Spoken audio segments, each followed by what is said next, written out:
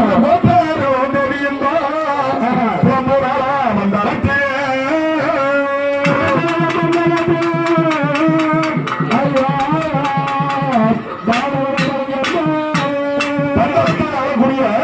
ராஜேஸ்வரர் ராஜனும் கோப்பெருந்தேவி இவங்க இருவருக்கும் குழந்தை இல்ல.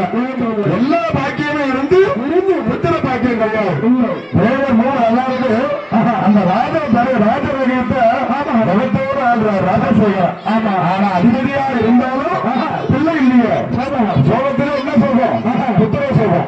அப்ப இருக்கும் பொழுது மகிஷமுகி அழைக்கும் ஐயா மகிஷமுகி பிரம்மதேவனை கடிதம் செய்து பிரம்மதேவனை கடுந்தரம் செய்கிறார். கடுந்தரம் செய்யும் போது என்னுடைய உயிர் போவதா ஒரு சின்ன குழந்தை, நிறைய சின்ன குழந்தை, ஒரு பாலகா இந்த மணிகண்டன் பிறக்கணும். இந்த மணிமாரோடு இந்த மணிகண்டன் பிறக்கணும். அந்த மணிகண்டனால்தான் என் உயிர் போகணும். அப்படி என்று வளர்ந்த ஆபத்தரமா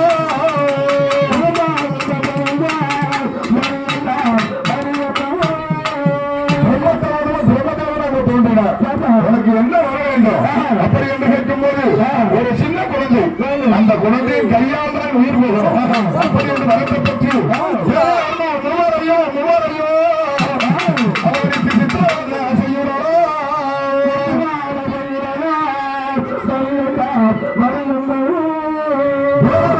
சித்திரவதை பண்ணிட்டு இருக்கா. தேவர் மூவரையும் சித்திரவதை பண்ணிட்டு இருக்கா. சித்திரவதை பண்ணும் போது இதுக்கு என்ன உபாயம்? அங்க ராஜசேகர் ராஜனுக்கும் கோப்பெருந்தேவிக்கும் குழந்தை இல்ல.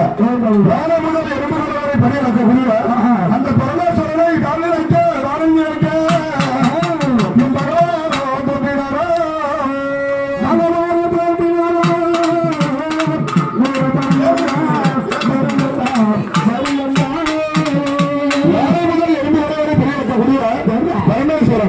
பரமேஸ்வரன் அவங்க பணியாற்றுகிறது.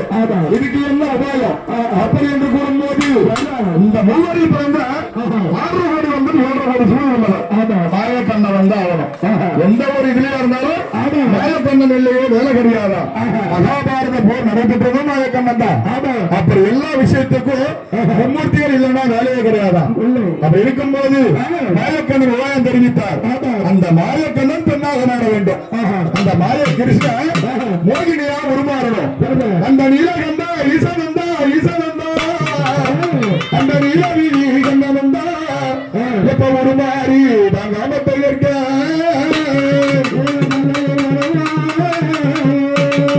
நீலகண்ட ஈசனும் நீலவீதி கண்ணனும் ஒண்ணு சேர்றாங்க. அப்ப நீலவீதி கண்ண ஒரு பெண்ணாக மாறியதா அவர் மோகினி அவதாரோ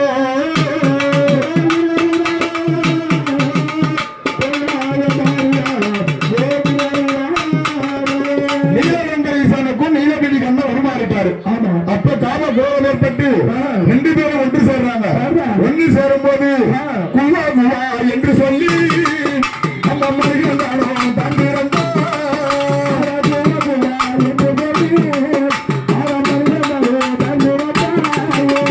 குவா குவா என்று ஒரு குழந்தை சத்த அந்த பம்பால கத்திரி கிடக்குது. அதான் பம்பா நதி. பம்பா நதியில கத்திரி கிடக்குது. அப்ப அந்த பரிமார்க்கமாக ராஜசேகர ராஜநாட்டைக்கு வரும்போது வரும்போது புரியாத ஆனந்தம் ஏதோ ஒரு மனமாற்றம் அவருக்கு. அப்படி கட்டும் போது பம்பா நதி ஓரத்துல மணி மாலையோட ஒரு குழந்தை கட்டிட்டு கிடக்கு.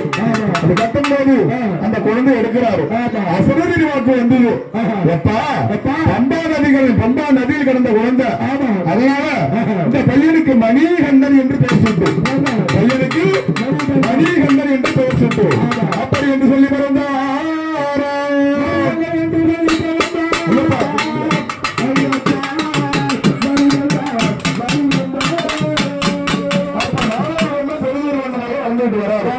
எல்லா வித்தையும் கற்று போயிருந்தார் மணிகண்டா. அப்படி கற்று வரும்போது குரு தட்சணை எப்படி நாங்க நாட்டாக இருக்காரு பாருங்க, இவங்களுக்கு குரு தட்சணை கொடுக்கணும். அப்படி குரு எல்லா வித்தையும் கற்றுக் கொடுத்தாங்க. கற்றுக் கொடுக்கும் போது குரு தட்சணை என்ன கொடுக்கணும்? அவங்க பிள்ளை பேச தெரியாத பிள்ளை தெய்வம் போன என்பது அப்படி பேச தாரா மணிகண்டா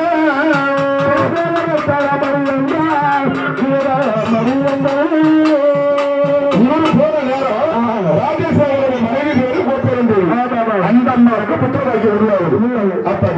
வீட்டுல உருவாகும் போது அந்த ஒரு மந்திரி ஒருத்தர் இருப்பான்.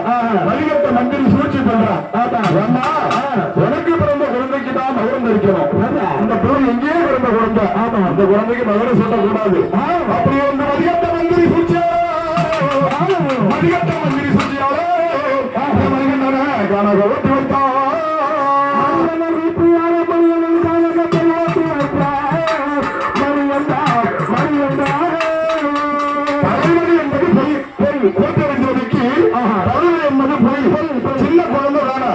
இவன் அனுப்பிவிட்ட காலகட்டத்தில் அடிச்சு செத்துறான்.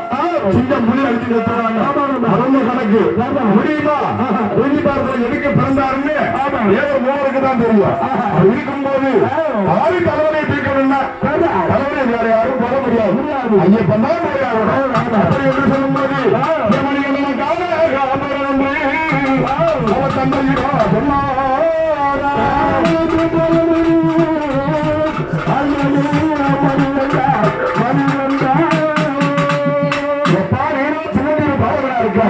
எப்படி போய் புலிப்பால் கொண்டு வருவா? அப்படி என்று சொல்லும் போது தந்தை எதுக்கும் பயப்பட வேண்டாம். யாரோ கொண்டு வர இன்னைக்கு இருமுடி எடுத்து போனா என்ன அதுதான் இருமுடி. உள்ள காலையத்துக்கு போறாங்க. சாப்பாடு தேங்காய் தண்ணி ஒரு தொண்டல முடி கட்டி கொடுக்கிறார். அதை சுமந்து கொண்டு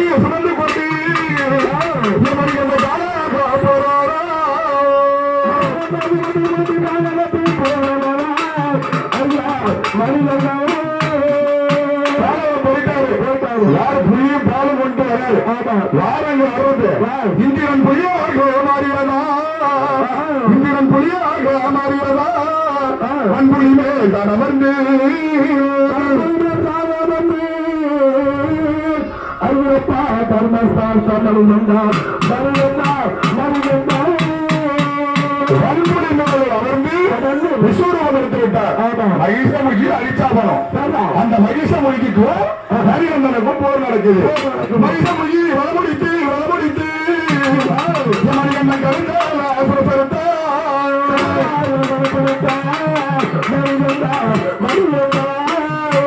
மகிஷமுகி சலப விமோசனம் பெற்றார். அவருடைய பேர் என்ன? அவனுக்கு நீலாவதி என்று தானே அவனுக்கு நீலாவதி என்று பேரு. மாளிகை பொட்டு அம்மா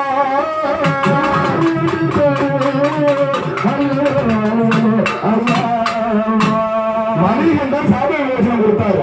அப்படி சாப விமோசனம் கொடுக்கும் போது நானே உன்னை திருமணம் செய்யணும்னு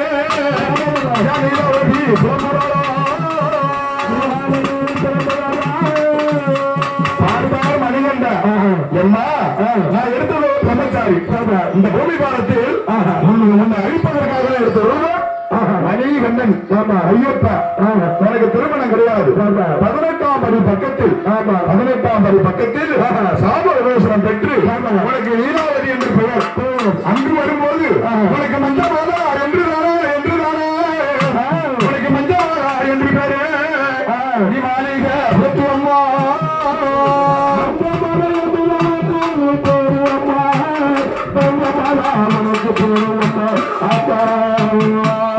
கன்னிமார்கள் என்னைக்கு வராம இருக்காங்களோ அதாவது வருடத்துக்குள்ள கன்னிசாமி போகாத நாடே கிடையாது.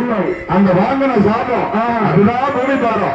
கன்னிசாமி என்னைக்கு வராம இருக்கோ உன்னை நான் அன்றைக்கு திருமணம் செய்யறேன் என்று சொல்லி பக்கத்தில் அமர வைத்தா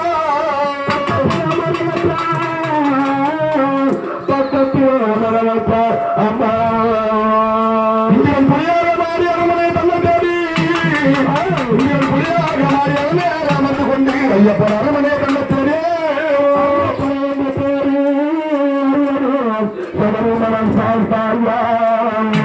அரண்மனை தள்ள தேடி வரும்போது யாருங்க வழிகட்ட மந்திரிக்கு தெரிஞ்சு போச்சு, கோப்பரன் தாய்க்கு தெரிஞ்சு போச்சு. எப்படி பார்த்தாலும் மாற்றாண்டா பிள்ளை தானே. நமக்கு பிறந்த பிள்ளையா போதனை ஏற்றி விட்டான்.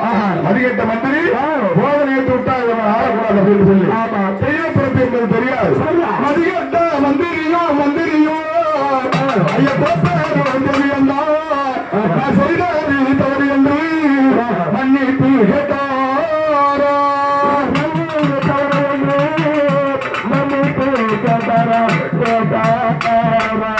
தந்தையோ எனக்கு மகனம் தரிக்க வேண்டாம், என் தம்பிக்கு மகனத்தை சரி எப்பா நான் உனக்கு தான் பட்டாபிஷேகம் பண்ணணும் மூத்த பிள்ளையாக நீ தான் வந்த அப்படி என்று சொல்லும் போது மார்கழி மாதத்தில கட்டம் கட்டி நகர ஜோதி அன்னைக்கு பம்பையில இருந்து ஆபரண பெட்டி வரும் பம்பையில் இருந்து ஆபரண பெட்டி வரும் அது எனக்கு பட்டாபிஷேகம் என்று நன்முறைக்க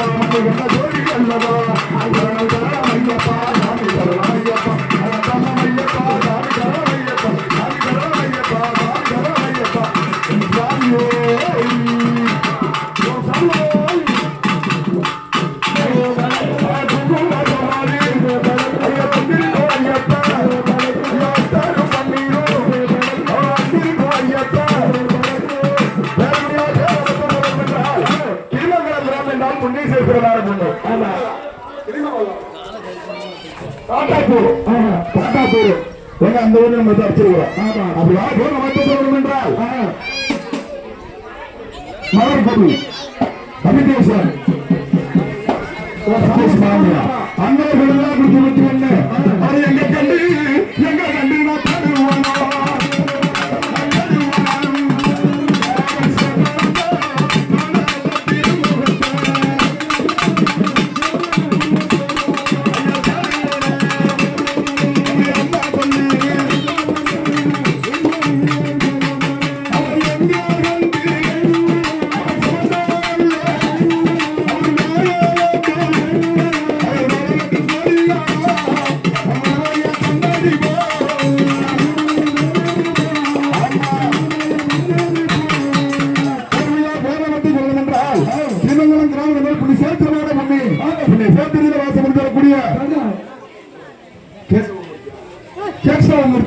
அன்னவர்களால் முட்டாள்